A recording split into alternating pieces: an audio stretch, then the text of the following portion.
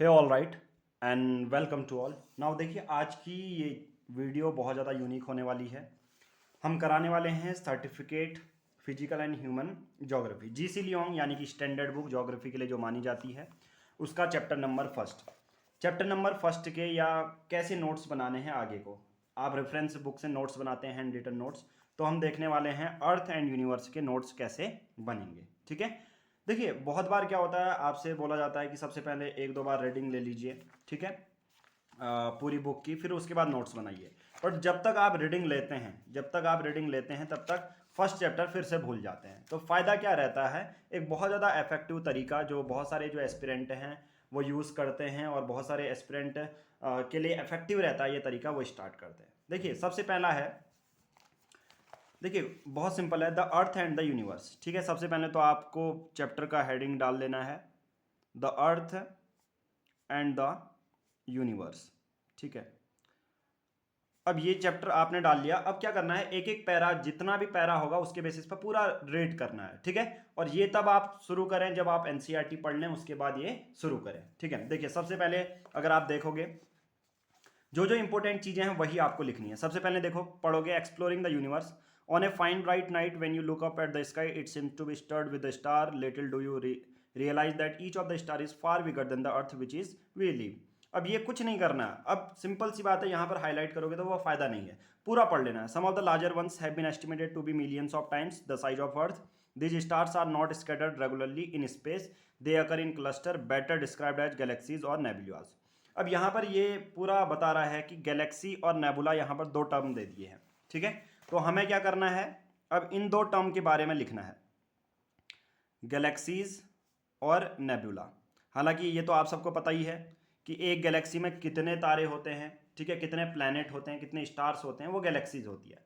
But आपको यहाँ पर क्या करना है, गैलेक्सी और नेबुला जब आपने लिख लिया है तो अब यहाँ पर पर्टिकुलर देखो, गूगल सर्च करना है। ठीक है, गूगल सर्च करना है और उस पर लिखना है गैलेक्सी या नेबुला यूपीएससी। ठीक है, सर्च क्या करना है, नेबुला यूपीएससी। अब यहाँ पर आपको तीन लिंक मिलेंगे इनिशियल में, तो जो भी प्रीलिम्स के लिए, और याद रखना इस बुक में गैलेक्सी और नेबुला के बारे में वो नहीं दिया होगा जो यूपीएससी पूछेगा, क्योंकि गैलेक्सी और नेबुला के बारे में हमें थोड़ा सा डिटेल में पता होना चाहिए। तो आपको जब इनिशियल हो, आप बना रहे हैं, तो ये सिर्फ इस पैराग्राफ में ये करोगे। ठीक है, तो अब तीन करोगे तो इनके बारे में कुछ दो तीन लाइन लिख दोगे, ये पूरा कंप्लीट हो जाएगा। ईच गैलेक्सी में contain as many as 100 million star. इससे कुछ मतलब नहीं है, आप ये नहीं लिखना है कि 100 मिलियन स्टार्स होते हैं, बस गैलेक्सी और नेबुला के बगल में इसमें लिख सकते हो 100 मिलियन स्टार्स, एक गैलेक्सी इसमें। पर ये कोई एक एक्चुअल फैक्ट है नहीं कि 100 मिलियन स्टार्स हैं ये, तो लिखने की कोई ज़रूरत नहीं है। बट इनिशियल जो फ्रेशर होते हैं वो लिख देते हैं, पर कोई मतलब नहीं है इसको लिखने का, तो इसको आप क्या करें, अवॉइड करें। ठीक है, 100 मिलियन स्टार है, वो बार बार रिपीटेड में आपको पता चल जाएगा। सिर्फ यहां पर से क्या लिखना था, गैलेक्सी और नेबुला। अब आगे क्या है, it is believe that earth own galaxy milky way alone contain as many as 1 lakh million stars. तो अर्थ की जो गैलेक्सी है वो मिल्की वे है, वो आपने गैलेक्सी लिख दोगे, फिर यहाँ पर अर्थ की जो गैलेक्सी है वो मिल्की वे लिख दोगे, अर्थ की। ठीक है, ओके। तो ये देखो, इतने पूरे पैरास में से हमने क्या लिया, एक तो गैलेक्सी और नेबुला लिया, ठीक है, अब इसमें वो मार्क नहीं करता हूं मैं, और एक मिल्की वे अर्थ लिया। मतलब इस पूरे उसमें आपने मिल्की वे, ये देखिए, तो बस अब ये दोबारा पढ़ने की जरूरत नहीं पड़ेगी, है ना, इतना हो गया। अब आगे देखते हैं, the stars appear small to us even through a telescope because they are so far away. The light from the nearest star traveling at the speed of light 3.8 into 10 to the power 8 metre पर second के basis पर light की speed जाती है, और nearest star जो travel कर रहा है वो लाइट की स्पीड से कर रहा है। ठीक है, उससे मतलब नहीं है। Take something like 4 years to reach अस।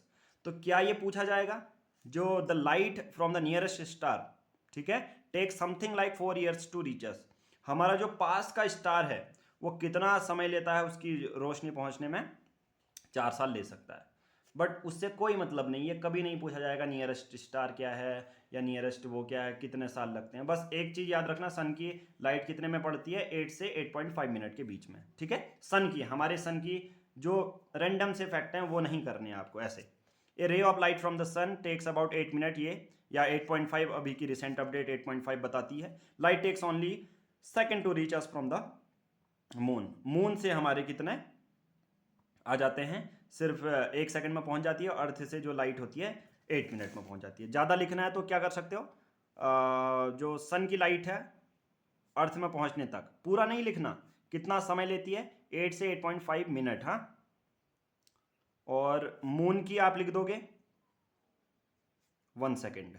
ठीक है, अब ये तो मैंने इतना बड़ा बना दिया आप लोगों को समझाने के लिए। तो अगर मैं नोट्स बनाता इस पूरे पैराग्राफ के यहां से यहां तक, तो कैसे बनाता, गैलेक्सीज और नेबुला इसके डेफिनेशन लिख देता और गूगल सर्च करना है। ठीक है, इसमें 2 लाइन छोड़ते, फिर क्या है, हमारी गैलेक्सी का नाम मिल्की वे है। और ज़रूरी नहीं कि आप पहले एनसीईआरटी पढ़ें, पहले ये भी पढ़ सकते हैं। ठीक है, पर मिल्की वे, ठीक है, और सन से यहाँ पर पहुँचने में 8 से 8.5 मिनट, ये रिसेंट अपडेट का बता रहा हूँ। ठीक है, और मून से लाइट पहुँचने में सिर्फ 1 सेकेंड, 1 सेकेंड से ज़्यादा। ठीक है, विद इन ए सेकेंड आपसे पहुँच जाती है। ठीक है, तो बस ये देखिए इतना पूरा पैराग्राफ और मैंने 3 पार्ट कर लिया। अब मैं ये कभी नहीं पढ़ूंगा। ठीक है, पर अगर आप हाईलाइट करते हो, अगर दोबारा रीडिंग करते हो, तो ये सब पढ़ने की जरूरत पड़ेगी आपको। ठीक है, तो ऐसे ही मैं हर चैप्टर के बताऊंगा। ठीक है, अब ये हो गया। नाउ अब देखते हैं, ये है देखिए solar system.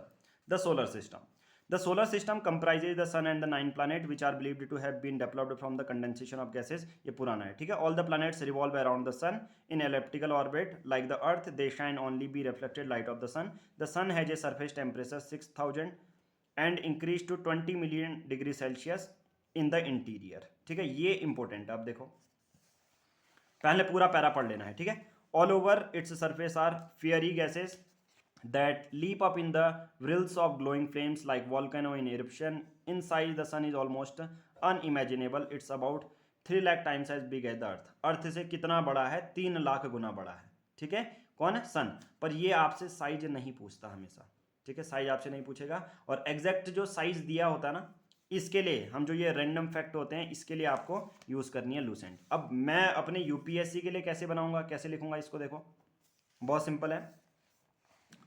Sun and 9 planet, ये पुरानी एडिशन भी है। ठीक है, all the planets revolve around the sun in elliptical orbit. Okay, बस सिर्फ ये याद रखना, प्लैनेट ऐसा नहीं लिखोगे planets are revolve around the sun in an elliptical orbit, planets revolve, जरूरी नहीं है इज एम आर लगाना। ठीक है, ऐसे नोट्स बनाने हैं, प्लैनेट्स रिवॉल्व्स अराउंड सन, जिससे पता भी चल जाए और आपका काम भी हो जाए, बाद में समझ में भी आ जाए। एलिप्टिकल, ये सही है, planet revolve around the sun in elliptical. ठीक है, sun has a surface temperature, sun surface temperature या टेम्परेचर लिखने की भी जरूरत नहीं है अगर 6000 डिग्री सेल्सियस आपने लिख लिया है तो। और इंटीरियर इसी के बगल में लिखोगे। ठीक है, आई होप ये कैमरा में दिख रहा हो। इंटीरियर आप लिखोगे कितना, 20 मिलियन डिग्री सेल्सियस। ठीक है, ये देखिए फ़ारेनहाइट में 26 मिलियन फ़ारेनहाइट। ठीक है, 36 मिलियन फ़ारेनहाइट। तो बस इतना करना है। तो इससे आपको ये पता चल गया कि सरफेस का टेम्परेचर 6000 डिग्री सेल्सियस है, इंटीरियर में तो बहुत गर्म है, आउटर में बहुत कम है। हालांकि डायरेक्टली क्वेश्चन नहीं आएगा, बस इससे मिलता जुलता क्वेश्चन आपसे पूछ लिया जाएगा। ओके, अब इसमें कुछ है क्या, 3 लाख गुना बड़ा है, फिर भी आप लिखना चाहते हैं तो इसको ऐसे लिख सकते हो। ठीक है, सन का साइज अर्थ से, ठीक है, कितना है, 3 लाख टाइम्स मोर। ये पूरा नहीं लिखोगे ये। तो अब यहां पर से पूरा आपने यहां तक पढ़ लिया। देखो यहां से एक्सप्लोरिंग द सोलर सिस्टम से अर्थ तक पढ़ लिया, और सिर्फ कितना पेज बना, सिर्फ देखो 5 ये बना। और सिर्फ इससे ही मैं पूरा एक्सप्लेन कर सकता हूँ। सबसे पहले गैलेक्सीज और नेबुला पढ़ना है, गैलेक्सी और मिल्की वे, सन इतना लेता है, मून इतना, planet revolve around sun elliptical orbit में, सन का surface temperature 6000 degree Celsius, interior 20 million degree Celsius, sun से अर्थ जो बड़ा है 3 लाख गुना ज़्यादा बड़ा है। बस ये। ठीक है, एक और चलो यहाँ से यहाँ तक भी कर लेते हैं, फिर उसके बाद दूसरे चैप्टर से भी हैं और आगे के चैप्टर को ऐसा ही। अगर ये वीडियो पसंद आ रही है तो मैं पूरे चैप्टर को बताऊंगा और इस तरह से नोट्स से भी हर एक चैप्टर को समझा भी दूंगा। ठीक है, कमेंट बॉक्स में बताना, बट ये इसी तरह से करनी है आपको। ठीक है, देखो among us the 9 planet, Mercury is the smallest and closest to the sun, only 36 million miles away. It is thus completes orbit in a much shorter space of time than does Earth. ये सन से पास है तो वो जल्दी cover कर लेता है अर्थ से। अब यहाँ तक का क्या समझ में आया वो बताता हूँ। A year in a Mercury is only 88 days Venus twice the distance away from the sun is the next closest planet.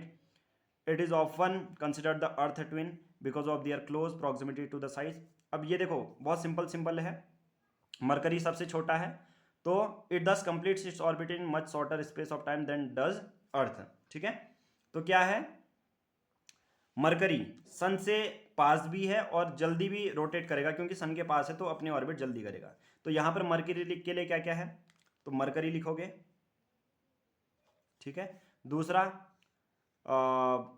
Times does Earth a year in a Mercury's, जो एक ईयर होता है ओनली 88 डेज। ये देखिए, ये छोटे छोटे point यहां पर लिख दोगे, मरकरी 1 ईयर 88 डेज, और यहां पर ये भी लिख दोगे completes its orbit in much shorter space of time than Earth. ठीक है, complete its orbit much shorter than Earth, much shorter than Earth. ठीक है, बस ये इतना। फिर उसके बाद यहां पर वीनस है, वीनस के बारे में क्या लिखोगे, अर्थ ट्विंस, पूरा नहीं लिखोगे, अर्थ का ट्विंस माना जाता है, क्योंकि because of their close proximity in size and mass, मतलब अर्थ के जितना ही है उसका साइज, मास और डेंसिटी, क्योंकि साइज, मास और डेंसिटी उसकी सेम है। तो इस तरह से आई थिंक अब आपको क्लियर हो चुका होगा। ऐसी वीडियो फर्दर हम बनाएंगे। ठीक है, आज की इस वीडियो में हम इतना ही करते हैं। बाकी the earth and the universe, the earth and the universe मैंने आपको कंप्लीट पढ़ा दिया है, इसी के बेसिस पर आप करेंगे। ठीक है, आज की इस वीडियो में इतना ही। बाकी एक और चीज़, अगर आप चैनल में नए हैं, ये वीडियो पहली बार देख रहे हैं, तो चैनल को सब्सक्राइब कर लीजिए। उसके साथ साथ हिंदू एनालिसिस यूपीएससी के लिए हमारे पेड प्लान्स भी चलते हैं, तो आप डिस्क्रिप्शन में दिए गए नंबर पर कॉल कर सकते हैं और अपने पेड प्लान्स के बारे में पूछ सकते हैं। Thank you, have a nice day.